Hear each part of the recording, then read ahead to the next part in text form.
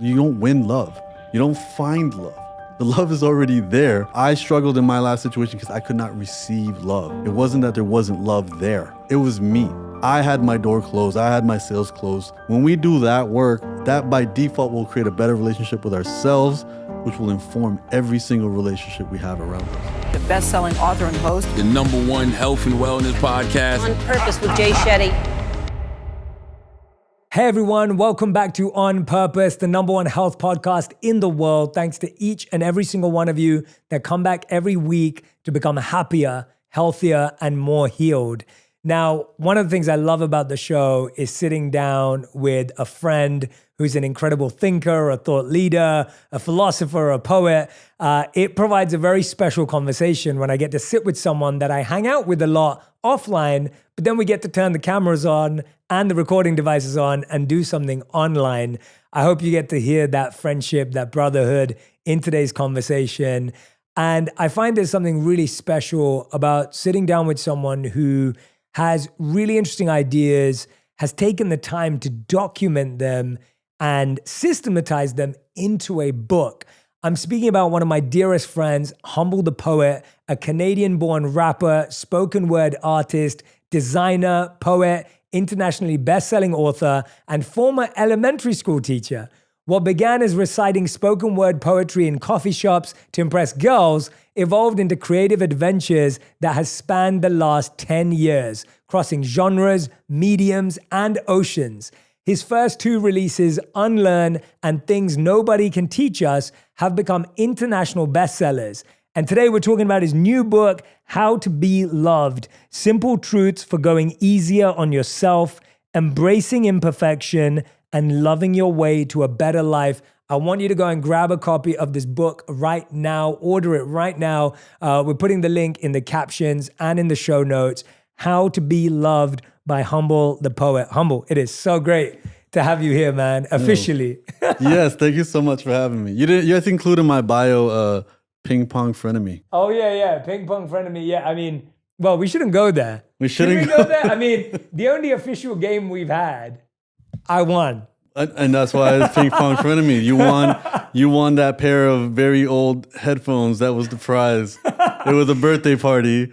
And our friend found a pair of headphones and made that the prize. And then in the first round, you knocked me out. No, it was, so when we play unofficially, Humble beats me in ping pong all the time. Like, I don't think I've ever beaten you when we've been hanging out, ever. Yeah, when it doesn't count, you haven't beat me. It doesn't count, yeah. But then the official game, I won. And then I gave the headphones away to someone who I felt deserved them more. I was lucky that day. I can't believe it. I was on some lucky streak. Well, yeah, it was a party. Yeah. It was a party. I party harder than you. So you were a little bit tipsy, so I don't drink, so I got away. Yeah, you had a few competitive advantages. I love it. But Humble, man, we've been friends for like 4 years now. Yeah, I feel like since we started having our conversations. Yeah, completely. And it's been beautiful to like just, I think as 2 people in an industry where it's busy and we're doing so much, somehow I think we found a way to have these really meaningful conversations. Yeah. I remember I was at your house earlier this year, at your apartment earlier this year, and we were hanging out. And then the next day, everyone was like, well, what time did Jay leave or what happened? Because I always leave early to go to sleep early, generally is what I do. And I was at your house till like 2 a.m. Yeah. And everyone's like, how did you get Jay to stay out till 2 a.m.? And all we did was have deep, meaningful, thoughtful conversation. Completely. So you're one of the few people that I can actually do that with. So I cherish our friendship very deeply. I mean, likewise, as I said, this is the first conversation I'm not holding a notepad. I just sit here and try to pick your brain as much as I can and try to learn as much as I can. And I appreciate you always make time for me. You're always, man. Always. But I'm so glad you wrote this book, bro, because I'm obsessed with love. Yes. My new book's about love. Yes. But I think when you're obsessed with something and you get deep into it, it's really interesting to hear from someone else who's obsessed with it and gotten really deep into it. Yeah. And I want to talk to you about what we said in the intro about the idea of how you used to do spoken word to impress girls. Yeah. And I think the idea of impressing someone Yeah. is such a big part of how love starts. Yeah. Like I can relate to that so much. Like the extent I've gone through to impress women in my previous life, it's insane. And walk me through, why do we try to impress people that we may be attracted to or maybe not even attracted to. Yeah, I think for thousands of years, we lived in smaller communities and we only understand ourselves in relation to everybody else. You walk into your family, you know where you are in the hierarchy. And then many of us, and only 2 generations ago, came from families in small villages. So it's like you find your definition and your value in relation to others. And in modern life, in these big metropolis cities, it's not as relevant, but that need to be seen, that need to be validated is completely there. And I think that's where we have a lot of challenges in realizing love, is because we spend so much time trying to feed our self-esteem, not realizing that love comes from self-respect, which is way more internal. And it's completely, you're absolutely right. Like even me doing poetry back then, it was like I was writing about things as an artist that mattered to me and I was exploring concepts, but my only motivation to share it was to get attention. And you start to feed off of that. And it gets really interesting now because we live in a world where that attention, there's a metric beside it. You can count your likes, you can count your comments, you can count your followers. So now it's like the world subtly tells you who to be if that attention matters. You're like, oh, I did a post, it didn't get enough engagement, so let's go ahead and post something else. And then, oh, this really got a lot of engagement? Let me make 5 more things like that. And it's killing our ability to discover ourselves and our authentic selves. And instead, it's making us live for display purposes, which is going to continually close pathways to love. This is why I love talking to you. I'm loving this already. There's so many things that you said that I'm like, yes, I want to talk about this. I love what you just talked about. And I saw you post about this a few months ago about the difference between self-esteem and self-respect. Yeah. And that really hit a nerve with me when you first posted about it. Walk us through how you define them differently and why that's useful in this journey to love.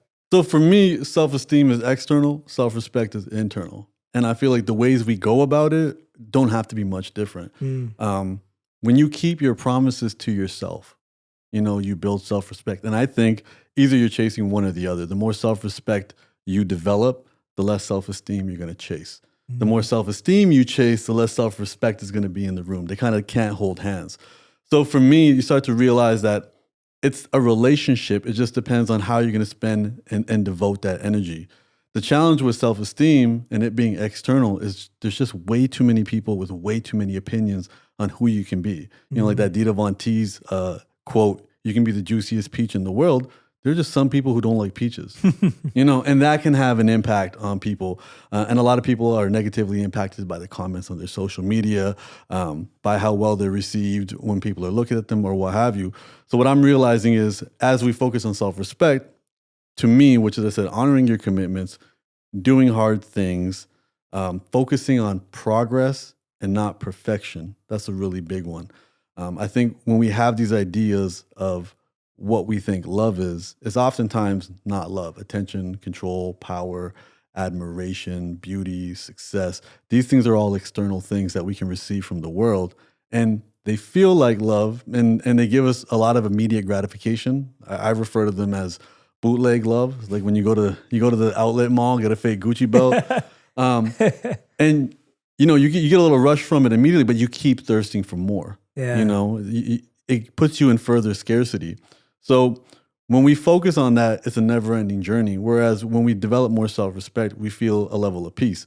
It's not, instead of getting everything you want, you start to want less. Yeah. And I think for me, that's the really big difference. And self-respect can be literally developed through anything that you commit to do. And the more difficult, the better. I say, do hard things. For me, it's a cold shower in the morning. And when we focus on progress, especially as we're entering a new year, it's really important to set intentions instead of expectations. Because oftentimes we say, oh, I want to lose 10 pounds. Now you subtly have told yourself, I'm not good enough as I am. And when I lose 10 pounds, magically I'm going to feel better.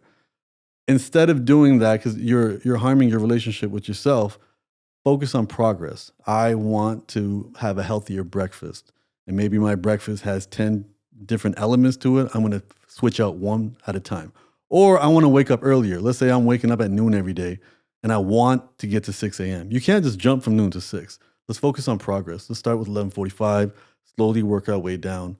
Progress can be endless, whereas I think society, especially in capitalism, they need to sell us stuff to make us feel like we matter. And the message they keep sending us is chase perfection. And perfect doesn't exist. And perfect is the last place love would exist, because the only way to develop a deep connection with somebody is through your vulnerabilities.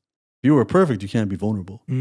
So for me, vulnerability comes through self-respect, being brave enough to admit, where you're difficult to be with, what you struggle with, what your challenges are. And then that opens up someone else an opportunity to do the same. And then you connect on a deeper level. Yeah, I want to reflect on some of the things that came to my mind as you were talking. It's interesting, isn't it? Like, we say we want love, but actually we want attention. Yeah. We say we want love, but actually we want validation. Yeah. We say we want love, but actually we just want compliments. Yeah. So we don't actually know what love is or want love because we're chasing it through these other forms of cheap adoration or cheap affection. Yeah. One of the things that hit me about what you just said about vulnerability and this pursuit of perfection, when actually imperfection is at the core of love and relationships, is I was coaching a CEO recently and we were working through some of their mental health challenges. It was really interesting to me because I was encouraging them to share that with their team. I was saying, you should share the challenges you're going through because it will be a healthy thing to do. And they said to me, Jay, how can I share my challenges? I'm the strong one. I'm the brave one. Yeah. I'm the one who has it all together. And I said to them, what's stronger than you telling them your truth? Yeah. Like, what's braver than you being vulnerable with that person? Like, there's nothing more strong. There's no greater act of courage. Yeah. And when they went and told their team, they followed through on the advice, the team's unanimous response was, us too. Yeah. Like, they were going through the same stuff. Yeah. And all of a sudden they felt connected. So I guess what I love about what you're saying, when you talk about like not chasing perfection, when you talk about doing hard things, there was one more thing you said. Honoring your commitments. Honoring your commitments. So those three things that you mentioned, to me, that's actually what self-love is. Yeah. Like, we keep hearing self-love, and you've talked about self-respect, which I think is a really great pivot and pathway. Yeah. But those three habits are really deeply important when we're alone and when we're single and when we're not in a relationship. Let's talk about why doing hard things is so important in the pursuit of love. Because I don't think those things, a lot of what you just mentioned, I'm like, is this a habits book? Like, you're like helping people with their day-to-day habits, but there's a connection there that I don't think people see. Yeah, one of my favorite mantras for myself is an easy day at the gym was not a good day at the gym. And I start to apply that to life. An easy day at life is not a good day. I think what we have in this society is we sell convenience and we sell comfort. And both of those don't inspire growth or evolution or for us to unlock a better version of ourselves.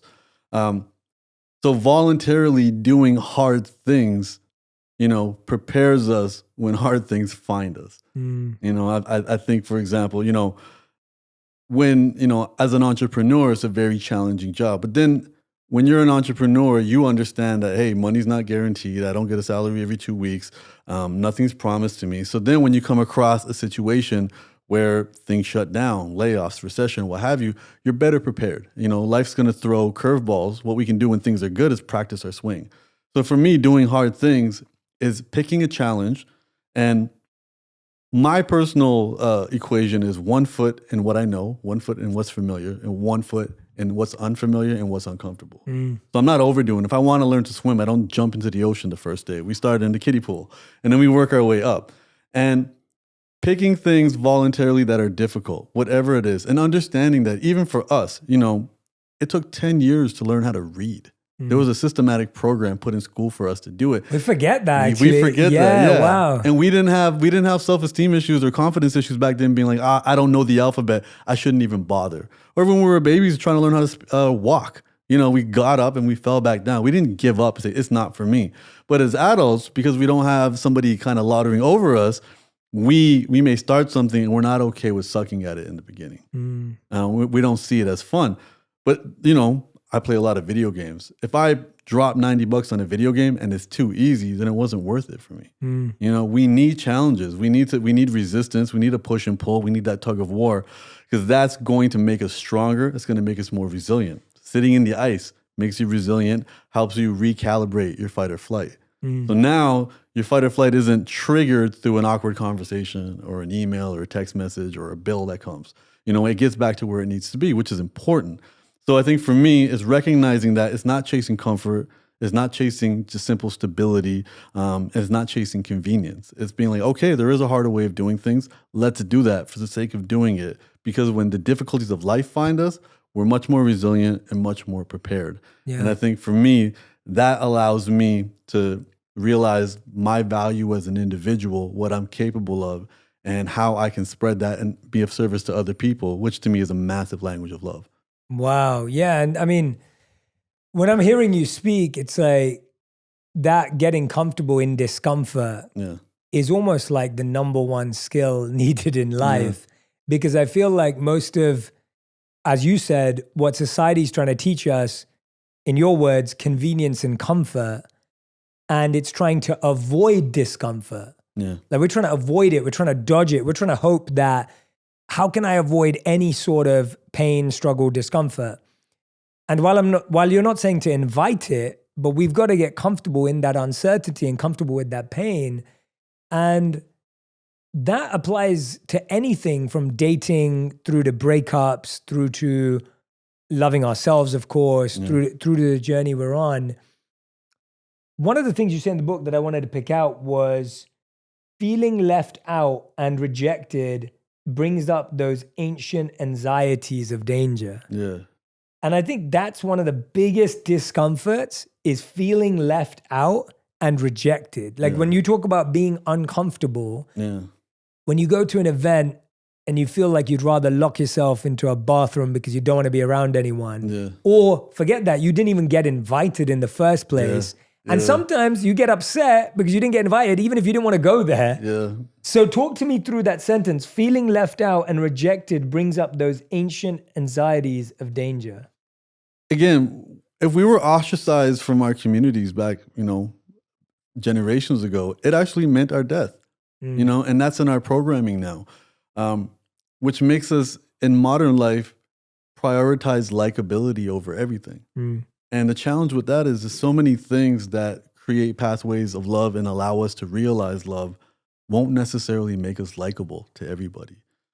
If you want to establish boundaries, for example, establishing boundaries will reduce the amount of people that want to be around you because so many people enjoy crossing boundaries or, find power in that or find significance in that. But it's important to establish boundaries. It's important to show your teeth. I have a chapter in the book called Love is Showing Your Teeth. It's important to let people know if they've crossed the line. It's important to let people know if they've hurt you. It's important to let people know if they're doing things that you're not okay with. Because if you don't, you absorb it inside instead. And then you fall into this world of resentment, which to me, I think is one of the darkest places we can be. And you can't express or realize love in this place of resentment. So our fears of not being likable, as I said in the subtitle of this book, is going easy on yourself. This is in our programming. We want to be liked. We want to be accepted. And we are in a modern society which has given us scores for our likability and acceptance. But that will not necessarily help us realize more love. And we have to see the difference. Not everybody is going to like you, and that's okay. And focusing on that will allow us to build deeper connections with people that do matter. Going back to this idea of the CEO and the vulnerability, I was raised in a household that subtly told me to suck it up, be self-regulated. So now I also viewed vulnerability as a weakness. I viewed having a romantic partner that complained as just being naggy and weak, not realizing that my inability to have empathy, was because of the fortresses I made. I made a fortress to protect myself, but really it was a prison. And then when somebody came to me that I cared about with their problems, I wanted to instantly solve it. I thought that's what men do. Men solve problems. We're solution oriented. But the truth, what I realized for myself was, no, they were sharing their pain. It was triggering my pain. I didn't want to feel my pain, so I wanted to shut them up. And the three ways I was trying to shut them up was either not speaking to them, trying to solve their problems, or saying something really stupid like, well, there's other people going through way worse than you. Like, have some perspective. And then slowly realizing through this journey that empathy is feeling their pain, not saying anything, just giving them a hug and being in that pain together. And for me, like these are very recent realizations for me as I'm trying to figure out how to deepen my connection with human beings as well. And I don't hold it against anybody for being raised to think that vulnerability is a weakness, but you are absolutely right. The strongest thing you can do is be vulnerable and admit where you're having trouble. That's ultimate strength. And, I'm glad to hear that story worked out for him. Yeah, absolutely. But I mean, you just said something again interesting, which I actually had noted down was, where is this? Oh yeah, you referenced the need to sit with your pain in order to experience love. Yes. I don't think we naturally put those thoughts together. And that's what I've always loved about what you do with ideas is I don't think we kind of, like when you hear that, you're like, well, I need to unpack that because you wouldn't necessarily think those two things correlate. The inspiration behind this entire journey was, a relationship that I was in that didn't run the course. And all I would do in isolation, especially during the pandemic, was beat myself up over it as if I had somehow failed. So there was a lot of reflecting and thinking about, the woulda, coulda, shouldas, and sitting, not realizing that subconsciously, because whether we're aware of a trauma, whether we're aware of a discomfort, we feel it, and we're going to feel. And then most often, going back to modern society, there are so many convenient options to suppress that temporarily. So for me, I was living that life. If I felt anxious, I would go and have a slice of pizza, or I would go and watch television or go on my phone. And then you start to realize that so often the only reason we get involved with somebody is because we're outsourcing the antidote to our loneliness. Not realizing that loneliness isn't having people around. Loneliness is a lack of connection. And that can contribute to why we have such a high divorce rate, because people are getting together, but they're not getting together as two individuals. They're getting together with these kind of romanticized ideas of, you're my better half. You complete me. Humans don't need completing. Humans aren't half a person. And I think, but these are ideas that are sold to us. They're sold to us in media. They're sold to, every single famous couple, the Ross and Rachels, they have to be people with very unhealthy attachment styles to be entertaining. Because the most healthy relationships we know are not very eventful. They wouldn't make for entertaining television. I don't think it's a conspiracy that these television shows exist. They're just entertaining us. Yeah. And I think realizing that for me, having a relationship with yourself is being alone. Being alone isn't sitting in bed on your phone. Being alone is being absolutely alone, doing absolutely nothing, which for me is also a form of meditation. And for me, it's my favorite form of meditation because it's a form that doesn't require you to ask, am I doing this right? Because there's no right way of doing nothing. Instantly, you start to feel anxiety because you're not stimulated. The dopamine is not coming. But the longer you do that, the more grounded you become with yourself. Yeah. And now you're in a position to be in a relationship where you can serve. The book has love stories, and there's one love story about somebody I connected with, wanted to pursue. They explained to me they don't have time. And I was upset. And I was like, look, if you don't make time for people, then you're never going to have anybody. Don't you get lonely? And she goes, I do get lonely. And then I said, so what are you going to do when you're lonely? She goes, I dance. She goes, when I'm lonely, I dance.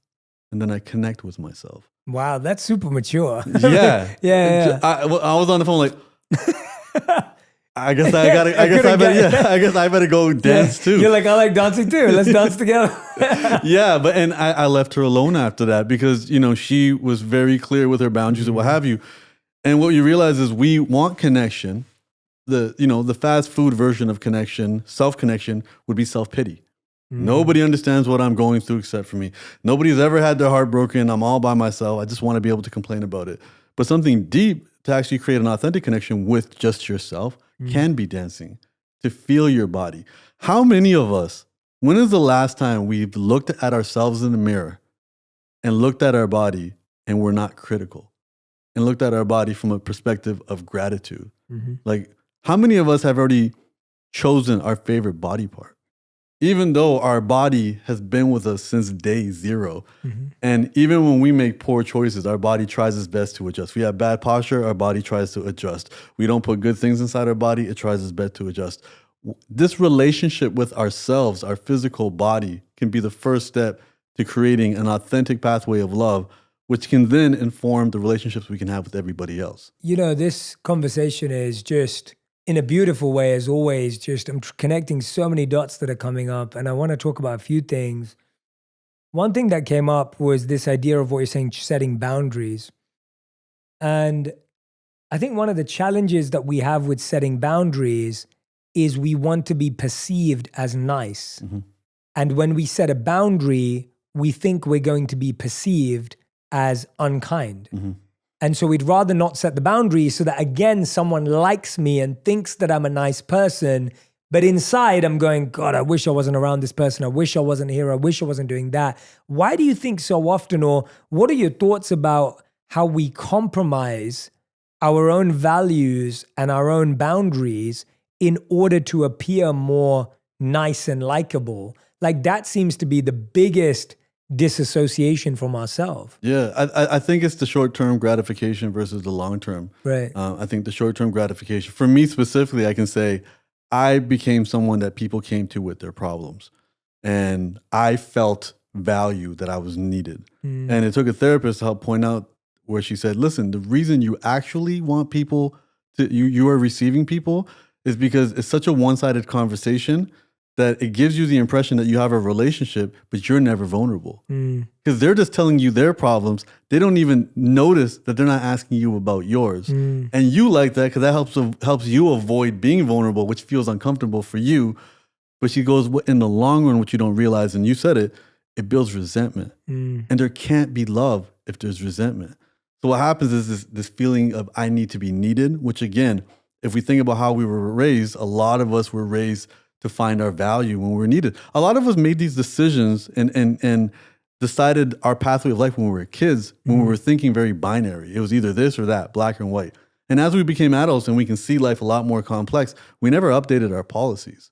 And so what happens is life is more complex, but we're looking at it through such a simple shade. And this idea is like, okay, and when we were kids too, whenever something negative happened, we absorbed it as if it was our fault. You know, I have a story in the book. I once got sick and I vomited all over my bathroom as a little child. And my mother was awakened from that. She had work. She got upset with me. And I blamed myself for that. Not having context as an adult, realizing, wait, you know, she works a night shift. She's not a horrible person. You didn't mess up. It's just everybody can be cranky and what have you. And now, you know, making jokes about my mom because the grandmother version of my mom is completely sweet. She has time. She's not working anymore. No more survival mode. But me internalizing that story, that narrative stuck with me up until today. We've had conversations about gratitude versus guilt, you know, in my journey as an artist, crashing on people's couches, people giving places to stay, hearing my mother's voice, don't be a mooch, fill up their fridge full of groceries, make sure they know, even for, you know, the help that you've done with me in this journey, what can I give Jay? What can I give Jay? And then questioning, is that authentic gratitude or am I just operating from a place of guilt? And if it's not authentic gratitude, then it's not being done with love. And then if it comes from a place of guilt, that's usually related to fear, which is definitely not from a place of love. Yeah. And I think going through that journey, I think is extremely important. So when we fear being unlikable, we're closing off an option and a pathway to realize love for some short-term peace from our anxiety. You know, it's like pleasure. Like we're chasing pleasure to medicate our lack of peace. Yeah. When the peace would come from establishing boundaries, there's going to be an uncomfortable transition period, but you'll get to a point where the people who love you view your boundaries as an instruction manual on how to be with you and how to have a healthy relationship with you. Because what happens is for the people who have boundaries and you respect their boundaries, they will stay in your lives. Yeah. You know, instead of you just trying to avoid somebody who always tries to overstep your boundaries. Yeah, I mean, what you just said there was so powerful. I was interviewing someone the other day and they asked me the question. They said, well, what's your working style? So they're like, how do you like to be communicated with? And how do you like to be informed of updates and things like that? And I was like, this is a great interview question. Like for someone to ask me, I'm interviewing them. Completely. But they're asking me that. And I got to tell them and they were like, what are your pet peeves when it comes to communicating? And so like I got to walk them through. What I realized was they made me feel really comfortable and confident with them because I was like, wow, this person's really mature and knows that I'm not perfect. I'm not always going to be available. they need to understand a few things about me to work well with me. What was demanded of me though was self-awareness in order to infer that to them. Yeah. And so what I find here is that what happens in relationships or in love is that we don't feel that way. We feel that person should be perfect. They should already understand me. I should understand them. And we're going to do whatever it takes to love each other. Yeah. And the other problem is, even if you ask that question, chances are a lot of people don't have the self-awareness to share what their pet peeves are. So the girl who says to you, hey, I dance when I'm lonely, that's high self-awareness, Yes. right? Like that's the fact that there was an answer there that was satisfying to you and that almost left you speechless to some degree. Even Completely left me speechless. Yeah, it's like, oh, wow. So I find that there's two sides. One is our openness that I'm going to get into a relationship where we're both not perfect. Yeah. The other is the other person having the knowledge of themselves. Yes. And it feels like we're lacking in both right now. I think definitely. And I think one of the reasons is because of our ideas around love.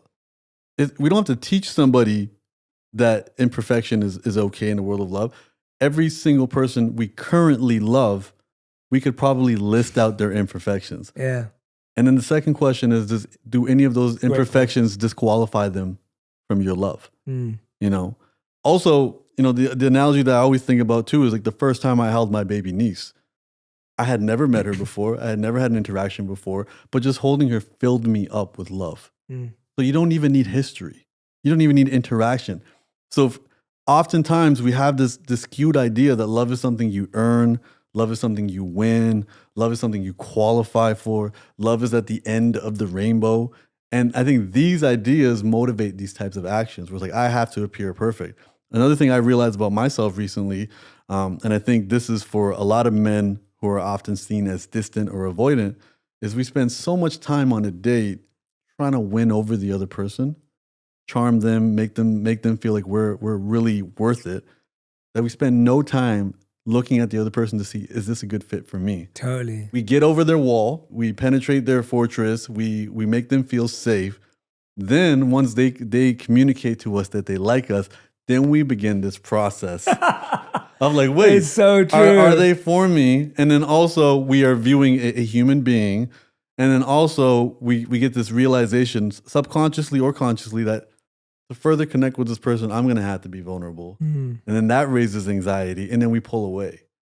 And I think often women find that confusing. They're like, I thought he was into me.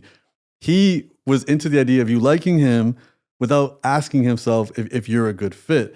And I think before we enter any of these situations, we have to do that. And I know the activities and the practices for that will build self-awareness. And it really is going deeper than what we normally do. Oh, that is so well explained. All right, so this is me, man. No, but that is so well explained because love bombing is such a big thing right now. Yes. And I did that in my teens massively. Like that's how I spent the majority of my teens, where I would be interested in a girl only to win her over, to then retreat as exactly like you said. So I can relate to that so deeply. And generally, I don't know, I've heard a lot of men admit to that, or at least men that I've opened relationships with where people will say that. I don't know how much women do that. Like I just haven't heard that, and I don't want to build gender stereotypes or anything, but I guess as the person in the relationship on the receiving end of that, how do you know? Because it's somewhat a mutual exchange, right? So I'll give you an example of what I mean, and I want to unravel this with you because I think that's very common. The amount of friends I have that are girls recently that have said that's happened to them, numerous. So what's happening is I'm trying to win you over, but you're allowing me to win you over. You're also not doing the checking as to whether I'm for real or questioning that. So I guess what I'm asking is, if you're on the receiving end of someone love bombing you and trying to impress you and trying to win you over, what do you do in order to make sure that you are actually taking things slower? Because what ends up happening is you fall in love too fast. That person then walks away, and then you go, oh, but I thought we had something. So how do you avoid that? I think you have to be intentional with what you're looking for. Okay, if I don't know you, I'm gonna love bomb you based off what I think your values are. You know, let's say, oh, I think based on the fact that she's wearing a pair of expensive shoes, I need to seem like I have a lot of money. So I'm going to pull out the Rolex. I'm going to pull out the nice car. That's what I think matters to her. I don't know. And maybe for her, she's looking for the spark, which I think is a whole other conversation in itself. I think the best thing to do is abandon this idea of the spark and instead actually ask yourself, what do you want in a person? So the activity that I was required to do in my therapy was I had to relive my entire love life. I had to write it all down.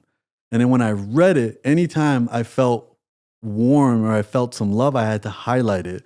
And that's how I began to figure out what I specifically want. I think generically everybody kind of wants the same things. Well, everyone goes like good looking, good sense of humor. Like everyone says the same thing. I literally went on the streets a couple of weeks ago, or maybe a month ago now, and I was asking people, what are the top 3 things you're looking for? Look for someone, and they were like, a nice smile, good sense of humor, and like I was like, really, like literally, everyone said the same thing. So yeah, sorry, carry on. No, completely. Yeah. But and again, I'm guilty of that as well. But the next question is, you're focused on the details and not the feelings. So the next question should be, what does a nice smile make you feel?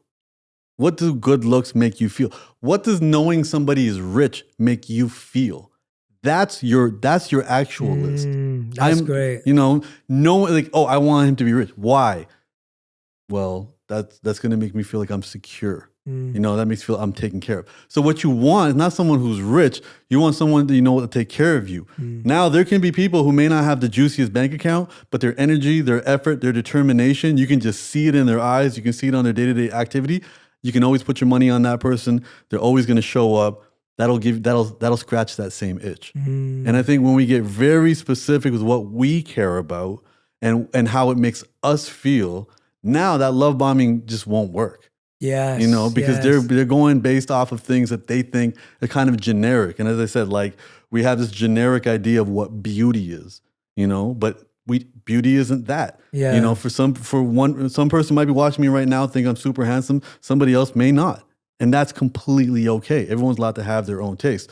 But the feelings is what we're actually chasing. Even when we think about a person of the past, an ex, we don't miss them. We miss the way they made us feel. We can carry that feeling forward and require that as we get to know somebody. Can you establish all those feelings and those markers in a first date? No.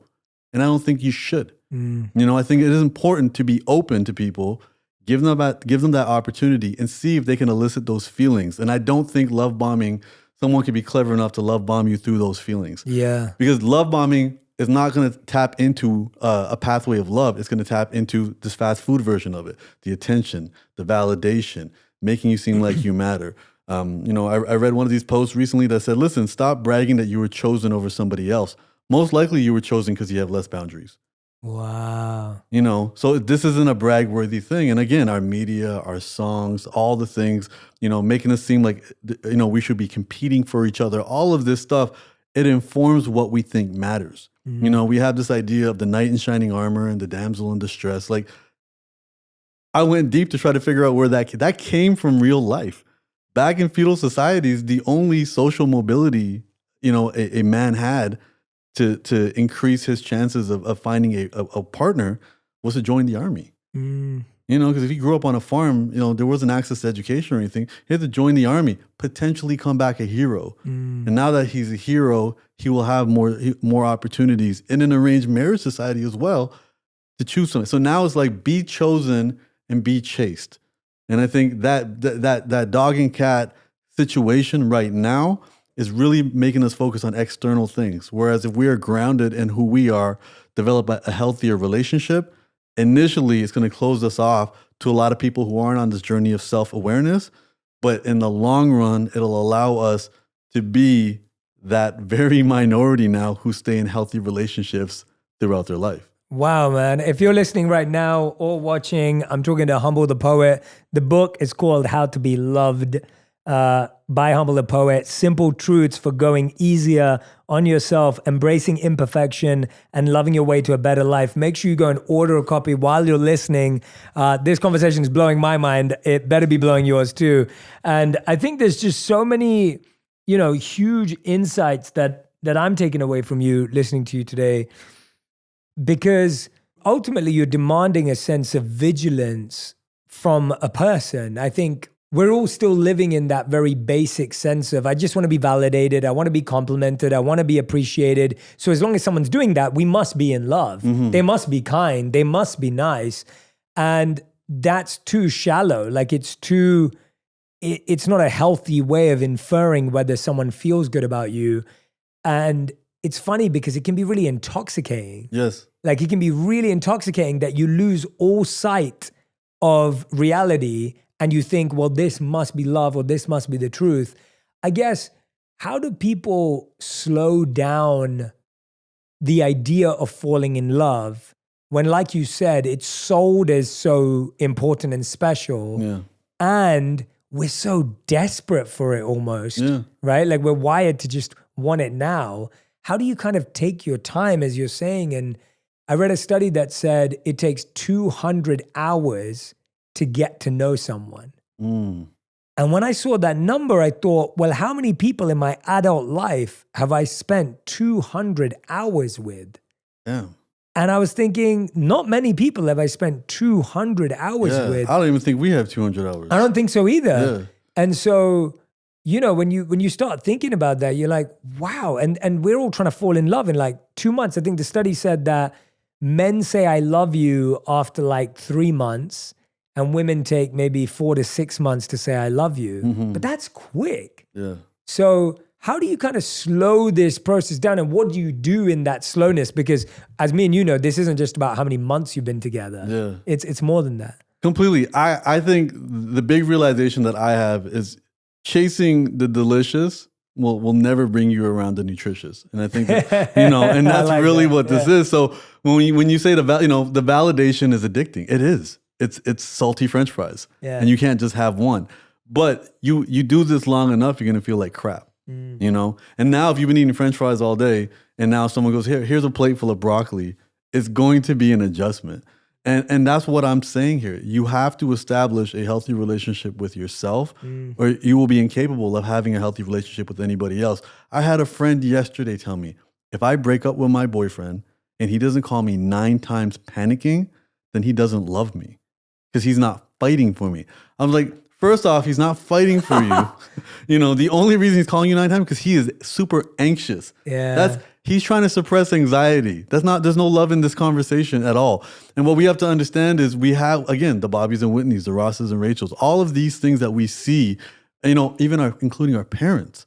Our first models of love were those who raised us, and they were imperfect beings. And now we often find ourselves attracted to what's familiar over what's actually healthy. And if your parents, if your mom or your father was hard to impress, you're going to find yourself being gravitated towards somebody who's hard to impress.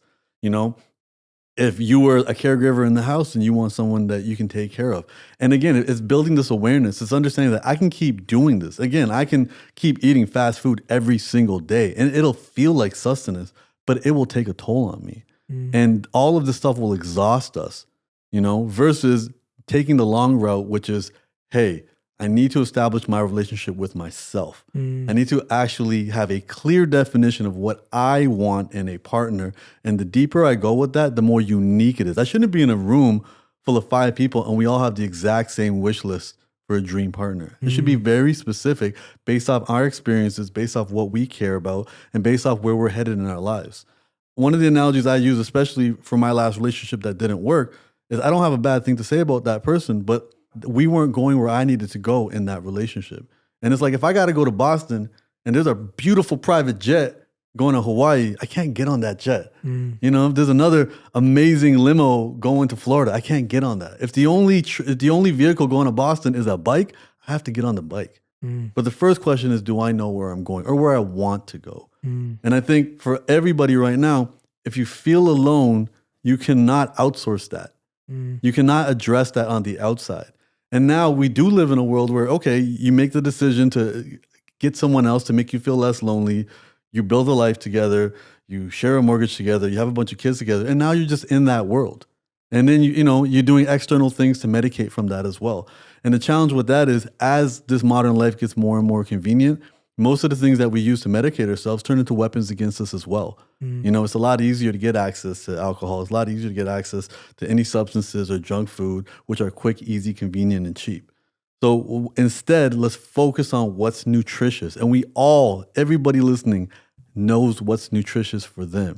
They know the people when they're around that fill them up with energy instead of the people that they're around that drain them. Yeah. They know the places, they know the activities. We're all aware of those.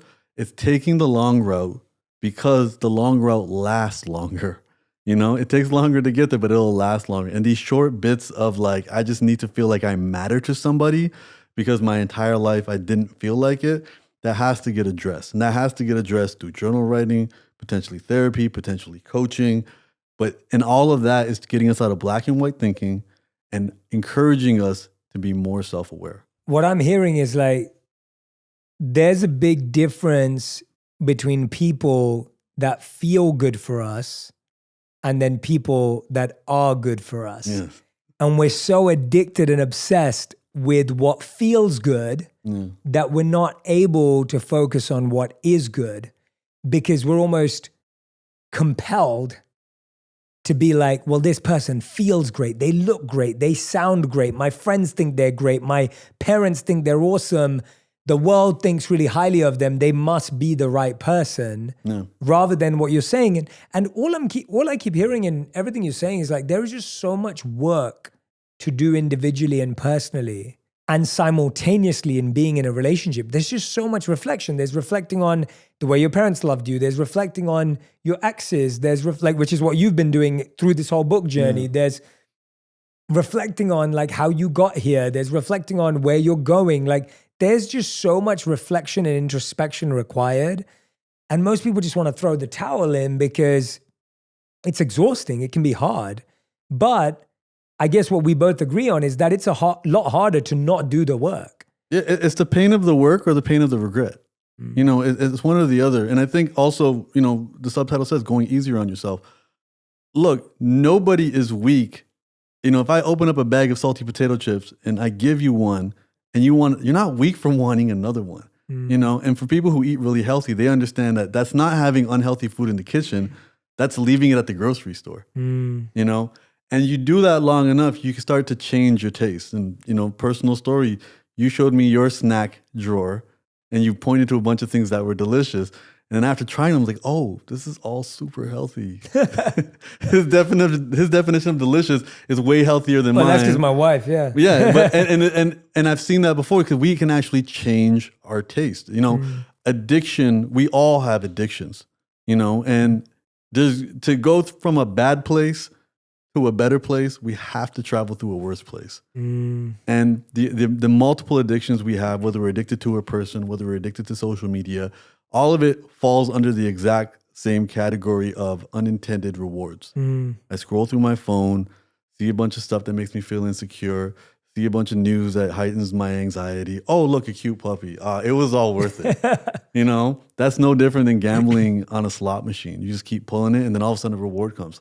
That's no different than being in an abusive relationship. The bad days are really bad, but the good days, we don't know when they're coming, but they feel euphoric. And getting ourselves out of that, I think is really important. It's like, if I'm like, oh, I'm in the mood to go to this fast food restaurant. I'm so in the mood. I eat it. How long does the satisfaction from that actually last? And also, when things feel good, they're not, you know, our roller coaster isn't going super high and super low. So it's hard to even pay attention to that. We don't notice when we're not feeling anxiety because it's not a feeling. Yeah. And I think we have to really be mindful of that because we're not in a world that is designed or encouraging us to make these healthy decisions, because this world just needs us to run on fumes, contribute to its economy, work, keep up with everybody else. If you're sleepy, have some caffeine. If you're too hyped up, have a Xanax. Take them both different times. And it's like, just contribute. And being aware of ourselves means we would find a lot of, we'll realize, and the reason the cover says how to be loved with a D in parentheses, is the only way to realize love is to be love. Is to realize you are the source of love. And when you're the source of love, you're not going to be going out and doing retail therapy. When you're the source of love, you're not going to be, traveling halfway across the city to take an Instagram photo to count your likes. When you realize you're a source of love and that you can give it to everybody, and it's a gift. It's not a loan. You're not giving it hoping it comes back. You're giving it because you're overflowing with it. The same way you would give it to a baby. It doesn't need to be reciprocated. The more we realize that, the less we need it from the outside world. And as I said, nothing is designed around that. We just have to, again, keep this junk food out of our kitchen, keep it out of our homes, and not be hard or critical on ourselves when we falter or when we have a bad day. The last chapter of this book, I specifically say, I am not a love guru. I'm a kid I am somebody who's desperately trying to understand this because I've made mistakes in my life. I'm the kid at the front of the class taking notes. And at the end of the day, all I'm telling you is the difference between French fries and broccoli. And while I'm telling you the difference, I'm eating some French fries and I'm eating some broccoli. Yeah. And that's important. I think, and for you and I, we both know this, being embraced in the wellness community, over on this side of the ocean, everything's very linear. It's like, hey, I used to be really messed up, and then I learned all this stuff, and now I'm awesome. And for 3 payments of $19.95, you could be awesome too. And I think for guys like us, we're more in the cycle. And like, hey, I'm messed up. I figured out what the problem was. I learned some stuff. I'm sharing what I'm learning. I'm still struggling with stuff, but I'm going to continue this journey. And it's a cycle. I'm going to have my winter, spring, summer, and fall. Yeah. And that's going to be a constant thing, and I'll be constantly working on it. Join me on that journey. And let's compare notes. Let's compare best practices. And let's realize that we're not alone. Because we're critical when we think we're the only one. Unrelated to love, I remember finding an accountant and having so much anxiety because I was an artist for so long and didn't do any taxes or anything. He helped me out in an hour. And then told someone that story, realizing that they had the same anxiety, and told someone else and they had that anxiety. There's a lot of anxiety that people have, and they feel shame and guilt that they're the only ones going through it. And I think the more we reveal this stuff, the more we have these conversations openly, it may not get us a lot of likes on Instagram. And it may scare away some people who have an idea of who they think we are. And for me, one of the biggest lessons I learned in the last year was more damaging than any criticism I've ever received were the compliments. Because the compliments put me in a cage. There was one friend that said, yo, humble, nothing ever bothers this guy. This guy's always cool. He's always calm. And then I wanted to live up to that. Yeah. And I almost crumbled with that facade. Wow. And that became reputations themselves can become a prison. So we need to do our best to break out of those, knowing that half the time those reputations we create were there to protect us, and we don't realize now they're imprisoning us. I mean, that's a whole nother level of deep. It's so true. It's so true. I was just in the studio recording my calm meditations. And so once a month, I'm in the studio for like 4 or 5 days a week, 4 or 5 hours at a time to do a month of content for my daily meditations on calm.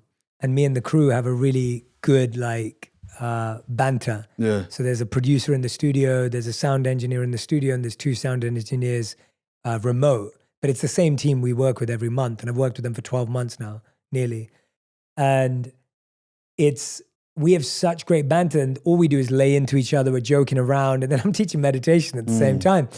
And I kind of set that culture from the beginning, where I was joking around with everyone, messing around with everyone, for that same reason that I don't want to be perceived as a guru. And I'll often go out my way to talk about soccer or FIFA or whatever it may be, just because, and I love soccer and FIFA, that's a real, genuine love for me.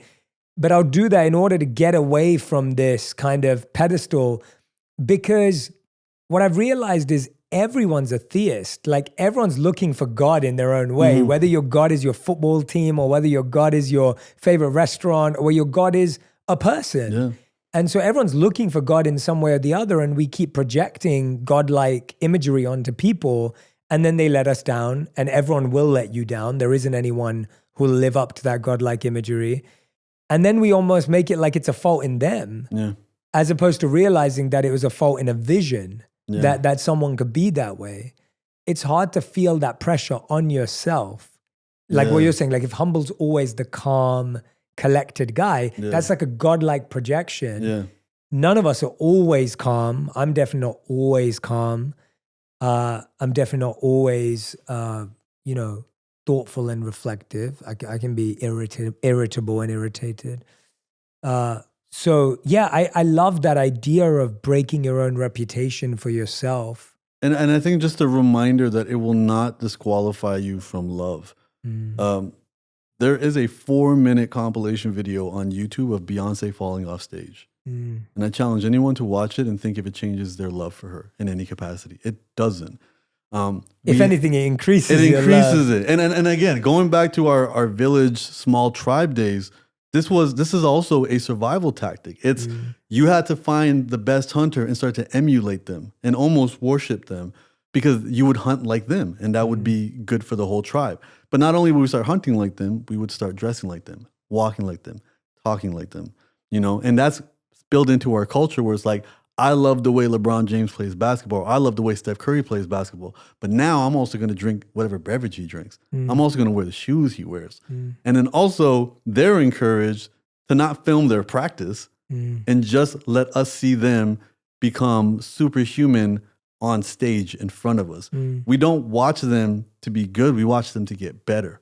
So this also puts in this message that perfection is something that you want. But again, perfection is not real. These people aren't perfect. I'm not perfect. You're not perfect. And that's important for us not to be perfect because that's the only way we can actually be vulnerable and have these meaningful connections. And knowing, and it's having these conversations, especially having conversations with people who are on social media that they're not even public figures. And they still refer to the people. Like the people the people want to see where I'm going on vacation. And you're like, who is the people? and the big thing I've been thinking about, recently is this concept of, again, getting out of the black and white thinking. There are rewards and punishments. Society and social media and your friends groups will reward certain behavior, and it can be subtle. And you can see that your parents growing up, they rewarded certain behavior. We have to realize that not receiving a reward is not the same as a punishment. So when people say society expects me to be beautiful, you may be right. I'm not going to argue with that. Society, I can't tell someone what signals and cues they get. But what I can tell you is if you decide not to play the game, you won't be punished. If anything, you'll be left alone. If I don't play social media the way it needs to get played, I may not grow. But they're not going to blow up my phone, and make it impossible for me to exist.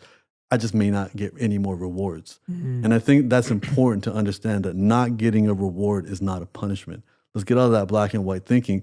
And then again, we can be a little bit easier on ourselves, a little bit more liberated because maintaining these expectations are going to only close more pathways to love.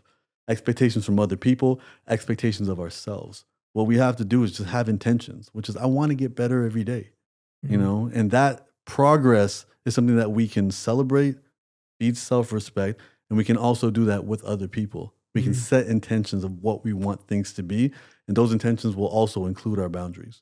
Oh man, so powerful. I want to talk about, we've talked a lot about like finding love within yourself, being alone, finding that inner growth, that confidence. We've talked a lot about meeting the right person. How do you know whether to figure out if someone's right for you, knowing what you want in someone? I'm intrigued by, when we have been in a relationship for a long time, and you were in a long relationship that inspired you to write this book, and you find, as you said, you're going those separate ways. Like you want to go to Boston, private jet going to Hawaii. Sometimes we spend longer in a relationship trying to figure out whether it's going to last than we do in actually building it, making it last. So we're questioning a relationship for longer than we're creating a relationship. So if someone's in that phase of their life, what are some of the things that you thought about? What are some of the things you discovered in the writing of this book that you'd encourage them to reflect on or introspect on? Without playing the blame game, let's always focus on where we can take responsibility because that's where we'll have power. In any situation, if somebody rear ends my car, that's not my fault, but it's still my responsibility. I got to go to the mechanic. I got to go handle insurance. And I think in our conflicts with people, we have to look at our responsibilities as well. And I think that's super important. In these situations, when we look at our responsibility, what we can start to focus on is love as the verb. Love through service. One of the simple things that I realized was like, okay, when I feel enthusiastic about somebody, I want to share my world with them. That doesn't build a connection as much as me enthusiastically diving into their world. So true, man. Yeah. So well said. And this doesn't just apply to romantic relationships. This can be you and your grandkid. This can be you and your siblings. This can be you and a coworker. You know, these relationships, we make them about ourselves because we want to find that value. But we'll gain more value and build stronger connections when we dive into the other person's world and start to see that. Now, for some people, communication, I think, communication is key. Everything needs to be a conversation. We need to become more aware as a couple as well about what we have expectations of, because so often it's a template. Having a conversation with somebody yesterday, even like the definition of things. What's the definition of cheating? Everyone has different definitions, and if somebody's like, oh, well, it's physical, but then for somebody else, it might be emotional, and that is something that, these are uncomfortable conversations that need to happen. For folks like us, we grew up around arranged marriages. And I think the one thing that I always thought was cool about arranged marriages is they ask a lot of the inconvenient, uncomfortable questions. They ask those up from the jump, family history, medical history, finances, all of this type of stuff. But I think all these uncomfortable conversations, which we think, will just kind of fall into place. Jordan Peterson talks about this. He goes, have a definition of what a made bed looks like. Have a definition of what, the rules are at the breakfast table, including yourself, recognizing the micro issues that can become bigger issues, and you address them, you nip them at the bud, and I think those are really interesting things to do. I love the Shirley Glass analogy too, which is walls and windows, which is when you're in a romantic relationship with somebody, there is a window between you. So first, acknowledge there is a window. So now let's not look at that other person as our possession. Let's look at them as someone who's opened a window to us and we have access to them. And then we need to create a wall around us. Because the moment somebody outside gets a better view of what's happening on the inside, that can be a really strong definition of infidelity. Whether it's physical or not. So I think that's a really important thing to understand. This is not your person. This is somebody who's giving you access to them. And now you can continually strengthen that relationship. And I think the other one is love is a game, but the goal of the game is not to win. The goal of the game is to keep it fun so everybody keeps wanting to play. So treat it like a game, but treat it where the goal is you want to keep everybody in the room wanting to play. And I think that's important because when we get into battles or disagreements, the disagreements turn into something else very quickly. And there's something called the bagel method or donut method, depending on what you like better. Donuts. And you have the small circle and you have the big circle. Whenever there's a disagreement, the small circle is where you should identify, and this is from the Gottman Institute. I'm not taking credit for this one, but the small circle is where you identify your actual non-negotiables. Me and you're going to go to dinner. What are the actual non-negotiables? You're vegan. That's an actual non-negotiable. Now, everything else becomes a lot clearer. Or there might be 3-4 more things. Maybe had Mexican yesterday, so today we're not going for Mexican. Don't want to have carbs, so I don't want to do pasta or what have you. Doing that for yourself first prepares you to communicate to somebody else. And I think that's really important. So often we expect people to just know us, just understand us, read our minds. Dude, all we've been talking about is self-awareness, and it's an endless journey. We don't even know us. I don't know me. How can I expect you to know me?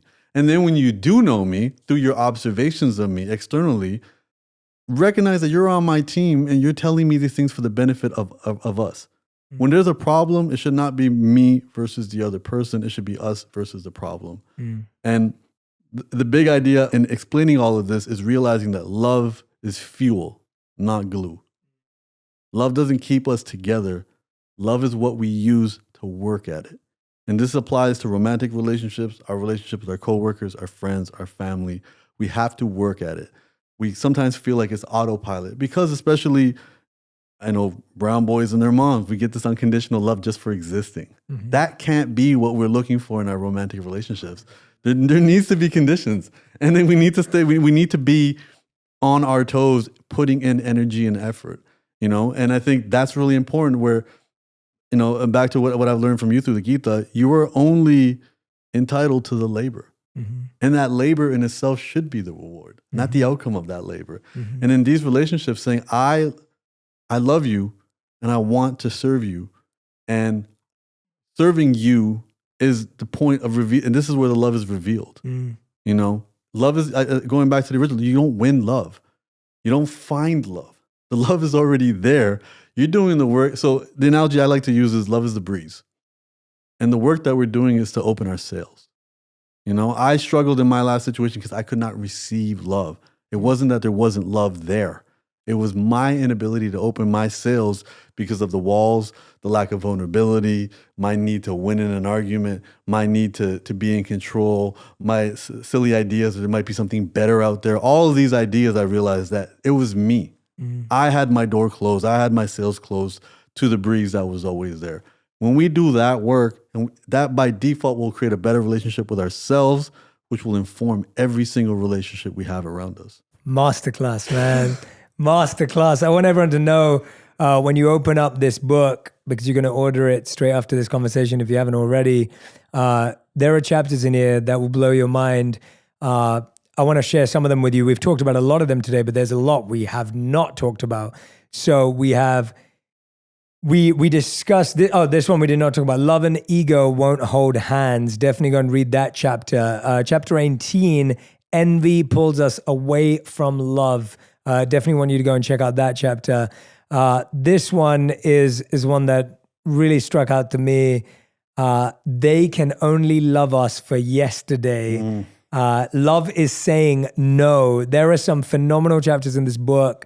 I highly recommend it. The book is called How to Be Loved.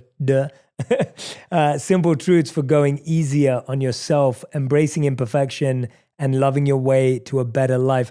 Humble, this has been, we should record our conversations more often, because I'm like, this has even been one of those, like, it's been a really fun, like, what I love doing with you, which we've done today, which we do in real life all the time, is we like really unpack stuff. Yeah. And we kind of like critically analyze stuff.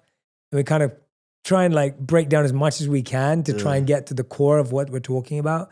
Is there something that I haven't asked you about today, or that you feel compelled to share with our community that's really on your heart that you want to pass forward? As you were reading all the chapters, I want people to know every chapter is only 2 pages. That's why there's so many chapters. There's over 60 chapters. And the way we designed the book, and I would love for you to do it, you can open to any page and you will find a quote that stands out immediately that will give you that. So what does it say? The more we keep our word and act on our commitments, the more momentum we create and the better habits we can build. And that is talking about self-love. So all it is you can open this book to any page, you'll find something you love. If you read that first chapter, you'll definitely be in tears, as I was in tears writing it. And if you finish this book, you're going to walk away not considering love complicated. Love is simple, not easy. I'm not saying love is easy.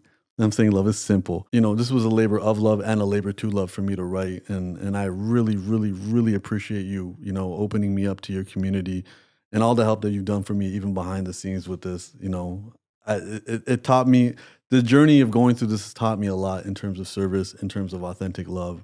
And I'm super grateful for that. And thank you so much for having me, man. Of course, brother. I highly recommend this book. As Humble said, it's one of those rare books that you can literally flip to any page and you're going to find wisdom right there.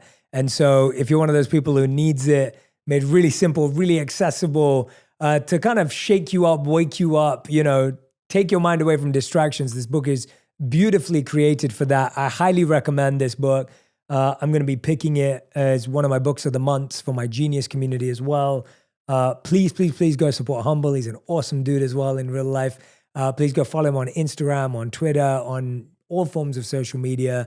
And make sure that you tag me in Humble with your insights and your takeaways from this episode. I think we really got into some fascinating territory that I didn't even think we would. And I want to know what your thoughts are on that, what your reflections are on that. So make sure you tag us both on Instagram with your biggest insights. And I can't wait for you to listen to another episode of On Purpose. Big shout out to Humble for turning up again. Humble was, I want to end with this because you were one of the first guests to ever come on the show. You were in the first couple of months when we launched. And that's really special for me because when we started the podcast and when you would have recorded with me, the podcast didn't even exist, I don't think. It didn't, And for everyone who believed in me to come on the show back then means the world to me. So the credit goes back to you because I mean, I remember when you asked me, I was like, me? You want me on the podcast? And it was, it filled my heart. And yeah, it was definitely, there was a little kind of a juxtaposition here. Like, I'm coming to talk to my friend, but this is also the biggest podcast in the world. And it's like the excitement of talking to Jay, but the anxiety around being on a podcast is just, it really tripped me out a lot. And I appreciate, as I said, I appreciate you having me, but I'm so happy and proud. I think what I want your audience to know is one of the reasons our conversations go too long is because you are so clear and purpose driven with what you do. So you don't, LA is a city full of dreamers, and you're mission based. So you don't tell me your ambitions, you tell me your mission. And then I watch the mission come to life. And, with most people, your goals should be clear, your strategies can be negotiable. And I think, when you mentioned this podcast, or you mentioned a million of the other things that you're doing, to watch you speak about it, to watch it come to life, and to watch it grow, and to watch it become like in everybody's, people quote you all the time to me, not knowing we know each other. I think recently in an episode you mentioned my name, my phone blows up, and it becomes, but it just makes me so proud because this is purpose driven, but it takes work, and you have an amazing team helping you do it, and you're consistent with it, and good things happen to people who stick with it. So just like congratulations with this. For me, it's being full circle, being one of the first episodes, and me being here now, seeing all the changes that you do it fills my heart. Yeah. That also lets me know where love exists. Thank you, I'm brother. so inspired by that. And as your friend, and also as someone who, doesn't like to falsely glorify and just pump people up for the sake of it, because I don't see the value in that in the same way as I don't see the value in criticizing people for no reason. You crushed today, man. Like everything that you shared, there were so many great messages, and I honestly haven't thought this fast and reflected on so many things this much in a long time. And so you have this unique ability to get me in the zone really quickly too. And I value that friendship so much, man. It's such a rare intellectual pleasure and joy as well that comes with it. It's always fun, man. I wish I'm glad this is recorded because I don't need the notepad. Yeah. Well, everyone else is going to need a notepad. Yes. But thank you, Humble. Again, everyone, the book is called How to Be Loved. Go and grab your copy right now. And thank you so much for listening to this episode. If you want even more videos just like this one, make sure you subscribe and click on the boxes over here. I'm also excited to let you know that you can now get my book, Think Like a Monk, from thinklikeamonkbook.com. Check below in the description to make sure you order today.